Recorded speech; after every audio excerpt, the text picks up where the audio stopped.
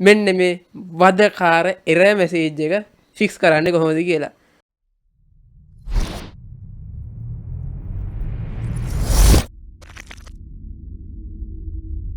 ඉතින් අද අපි කතා කරන්න යන්නේ මෙන්න මේ වදකාර error message එක fix කරන්නේ කොහොමද කියලා. 0xc00007b කියන මෙන්න මේ 7 ඉලක්කම් බිංදු කොටරදී මේ error එක fix කරන්නේ කොහොමද කියලා මේක මගේ පරණ වීඩියෝ එකක් තිබ්බා. ඉතින් මම මේක හරි හදන්න හිතුවේ මගේ පරණ වීඩියෝ එකේ ළඟදී කමෙන්ට් ගොඩක් වැහන්න වීඩියෝ එකේ වොයිස් නැහැ කියලා. මම පොඩ ගිහින් බැලුවා. ඇත්තටම මං හිතන්නේ වීඩියෝ එක මම දැම්මේ අවුරුදු දෙකකට කලින්. ඉතින් ඒත් ගොඩක් කට්ටියගේ වොයිස් නැහැ කියන පුරා ආය හදන්න කියලා. ඉතින් ඒක මම වීඩියෝ එක රීරෙකෝඩ් කරන්නේ මොකද එතකොට ඔයගොල්ලන්ට මේක දැන් පැහැදිලිව සවුන්ඩ් එහෙම තියෙන හින්දා. හරි. ඉතින් මුලින්ම හිතාවේ මේ 0xc000b error එක මොකද්ද කියලා. මේ error එක ගොඩක්ම එනවා අපි software එක install කරලා ඉවරලා run කරන්න යනකොට එන error එකක්. මේ error එකෙන් කියන්නේ සාමාන්‍ය අපි කිව්වොත් එහෙම අපේ PC එක ඔයාලා දන්නවා ඇති Windows PC එකක් run කරනකොට මේකේ තියෙනවා special program. ඒ කියන්නේ Microsoft එකේ Windows එක දුරට වැඩක් නැහැ. අපිට ගෙඩිය පිටින් Windows එක දුන්නට තව ටිකක් ඒකොල්ලෝ හංගලා තියාගෙන ඉන්නවා. යාළගේ දන්නේ නැද්ද මොකක් හරි මොකුලකින් දාලා හංගලා තියාගෙන ඉන්නවා. හරිද? ඔයකේ හංගලා තියාගෙන ඉන්නවා VC register කියලා අපි කිව්වොත් එහෙම VB code VS code run කරන්න පුළුවන් tool එකේ. එහෙම ඊට පස්සේ C++ code එක DirectX. ඉතින් ඔය ටික ඒකොල්ලෝ හංගලා තියන් ඉන්නෝනේ. එයාලා ඒ ටික කියන ඔයාලට ඕන නම් මේ ටික ගන්න කියලා. නෑ ඒ ටිකත් අනිවාර්යෙන් ඕනි. සාමාන්‍ය ගේම් එකක් ගන්නවා නම් මොකද කරනවා ඔය ටික නතුව වැඩ කරන්න බෑ. ඉතින් සාමාන්‍යයෙන් ගොඩක් කරන්නේ කඩෙන් Windows ගන්නවට පස්සේ ඔය ටික නැත්තම් වැඩ කරන්නේ නැහැ සමහර වෙලාවට. ඉතින් අපරාධ රුපියල් 10,000ක් මැදි අපරාධේ. ඉතින් ඔය කේසත් එක්ක මේ error එක fix කරන්න තියෙන ලේසිම ක්‍රමය තමයි අද මම වීඩියෝ කතා කරලා මේක වෙන්න C++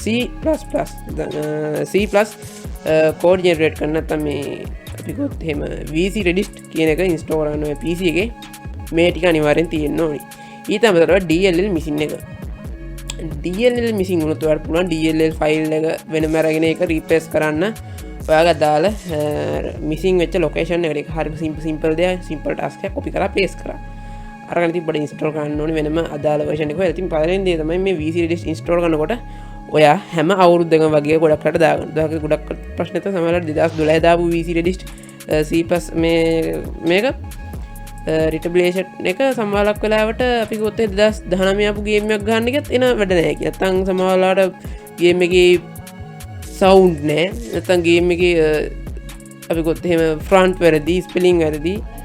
ටිකක් වෙලා ප්ලේ කරද්දී ආයෙ error එකක් එනවා. ඉතින් ඔය කේස් එකෙන් පොන්ද ලේටස්ට්ම version එකක් එක්ක තියෙන හැම පරණ old version ම දාගන්න. මොකද සමහර පරණ games තියෙන වැඩ කරන්නේ එක්තරා specialist version එකකට විතරයි. වගේ කේස් හින්දා. ඉතින් අද මේ page එකේ පෙන්වන්න ඉතින් ඔයාලට පුළුවන් ගිහින් මේ ඔක්කොම ටික ගන්න. ඉතින් එන වැඩි කතාවක් ගිහින් බලමු අපි ස්ක්‍රීන් රෙකෝඩර් එකට කොහොමද මේ ටික අරගෙන දාගන්නේ කියලා.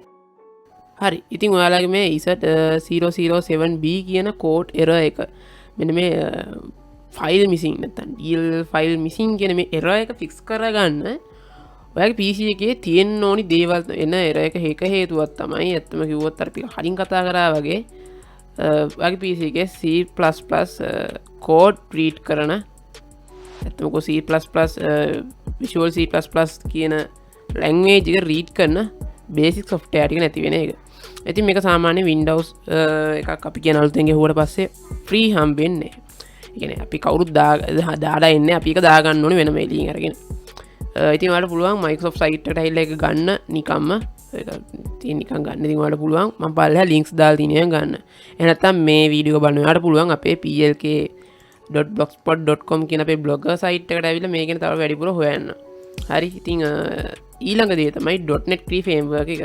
ඔයාලා දන්නවා මොකක් හරි software එකක් වැඩ කරන්න නම් ඒ අදාළ අපි කොහොමද Microsoft එහෙමනම් Microsoft එකේ තියෙන frameworks සාමාන්‍යයෙන් ඔය Windows 7 8 වලට එහෙමනම් frameworks 4 කියන version එකකින් තමයි යන්නේ. එහෙනම් Windows 10 වලට ගියොත් එහෙම ඒක ගොඩක් රට යන framework එක තමයි 3.5 වගේ ටිකක් heavy works එක අපි කියන්නේ server pack එකකින් දුන framework එකක් ඒකත් එක තියෙන. ඉතින් ඒකින් ඔයාලට පුළුවන් download කරගන්න Microsoft එකේ මෙන්න මේ 3.5 framework එක. මේ framework එක සාමාන්‍ය ටිකක් MB 200-300ක් යන මේක මෙහෙන් ගන්නත් පුළුවන් නැත්නම් බාහිරව ගන්නත් පුළුවන් සම්පූර්ණ full version එකක් තියෙන එකක්. එහෙම හරි කොහොම හරි මේ ටික දාගන්න ඕනේ අනිවාර්යෙන් මේ කියන දෙකම. ඊට පස්සේ මම පෙන්නනවා දැන් අපි කොත් එහෙම dill file miss වෙලා දිනවනම් DLL ෆයිල්ස් ඔයාලට ගන්න පුළුවන් නොමිලේම නැත්නම් හොයාගන්න පුළුවන් මෙන්න මේක DLL ෆයිල් කියන එකට ඇවිල්ලා ඔයාගේ මොකක් හරි ගේම් එක මොකක් හරි එරර් එකක් එනවා නම් ඔයාලට පුළුවන් මෙන්න මෙතන මේ ෆයිල් එක නම සර්ච් කරලා අපි කිව්වොත් එහෙම මෙහෙම සාමාන්‍යයෙන් සර්ච් කරොත් එහෙම ඔයාලට මේ විදියට ඒ අදාළ DLL ෆයිල් එක එනවා. ඉතින් ඒකේ කෙරෙන කාර්ය වැටෙන උදාහරණයක විදිහට මේක කාර්මික ඇවිල්ලා වැටෙන වීඩියෝ සර්වර් එක. එහෙම නැත්නම් මේ වගේ වැටෙනවා. ඉතින් මේ වගේ වැහෙන්නට පස්සේ ඔයාලට පුළුවන් මේ අදාළ ෆයිල් එක මිසින් කියන තැන ලොකේෂන් එකට ගිහලා මේක ගත්තට පස්සේ නොමිලේ මේක ඔයාලට වෙලාව මෙහෙම ඉල්ලා කොපි පේස්ට් කරගන්න අදාළ ස්ථානයට ඇවිල්ලා. ඉතින් ඕක තමයි ලේසියම විදිහේ 770B error එක ෆික්ස් කරගන්න තියෙන බොහොම සරලම කෙටි ක්‍රම ටික.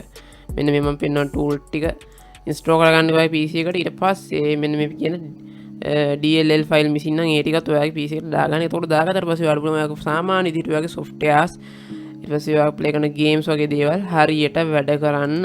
ඉතින් මේ වගේ දෙයක් ඔයාලට ගන්න තේරෙන්නේ නැත්නම් මේකට දාලා links යන විදිහ වගේ දේවල් මගේ වීඩියෝ ඩිස්ක්‍රිප්ෂන් වල බලන්න. ඩිස්ක්‍රිප්ෂන් එකේ නැත්නම් අපේ PLK bloggers වෙබ්සයිට් එකට එන්න.